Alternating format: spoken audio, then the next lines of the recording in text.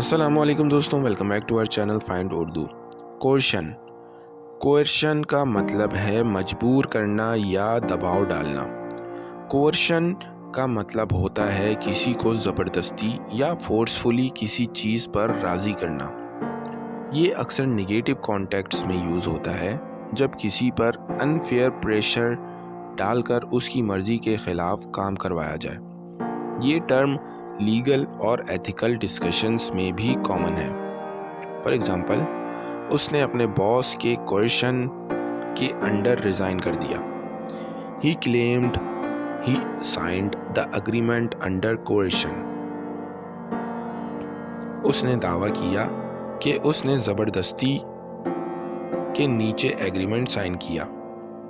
तो दोस्तों, कोर्शन का मतलब है ज़बरदस्ती या फोर्सफुली दबाव डालना। उम्मीद है अब आपको कोर्शन का मतलब समझ में आ गया होगा। मिलते हैं नेक्स्ट वीडियो में। शुक्रिया।